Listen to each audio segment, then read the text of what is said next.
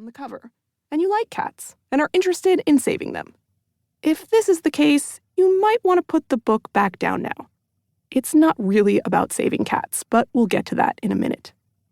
Or perhaps you're like I was more than a decade ago, when I stared down at my first finished novel and my drawer full of rejection letters, and it became painfully clear to me that despite all the time and effort and passion that had gone into that novel, I didn't have the slightest clue how to craft a good story. Humans are born with a passion for well-told stories, but writers, unfortunately, are not born knowing how to write them. An egregious universal oversight, in my opinion.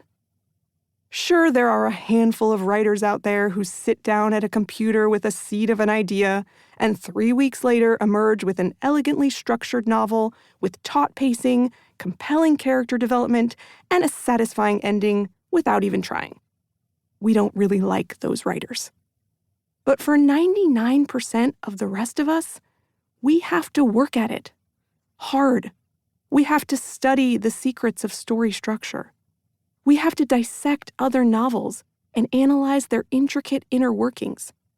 We have to learn how to develop an elegantly structured novel with taut pacing, compelling character development, and a satisfying ending.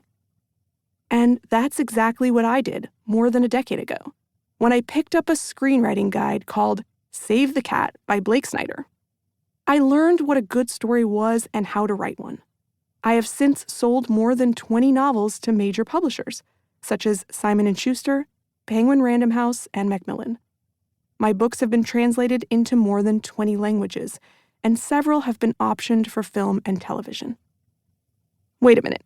Did you just say Save the Cat is a screenwriting guide? That I did. The original Save the Cat book was written for screenwriters. But here's what I found. Story is story. Whether it appears on the big screen, a small screen, or an ebook screen, or in an old-fashioned book made out of real paper, which, yes, young adults do still read voraciously. And once I discovered that the Save the Cat method worked well for novels, I wanted to share it.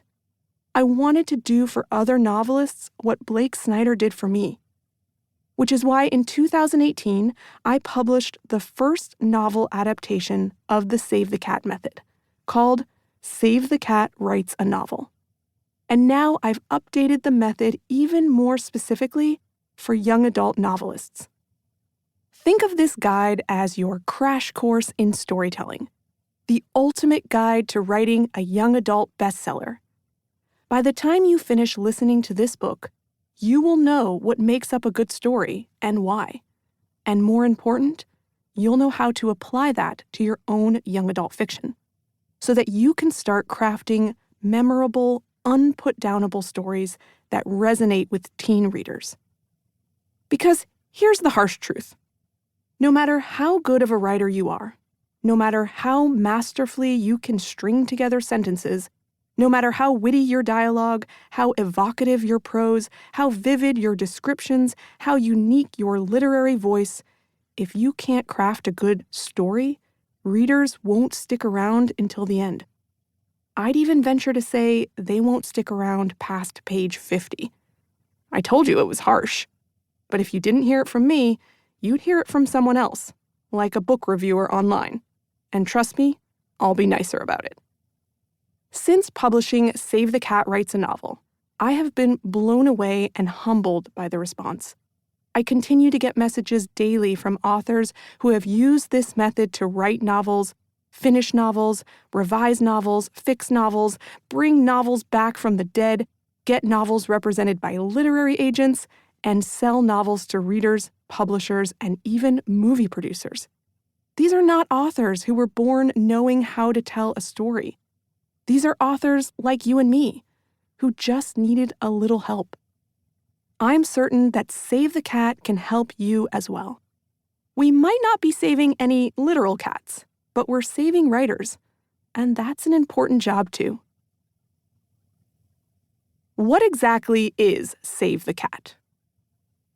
Save the Cat is a blueprint. Yes, like the thing you need when you build a house.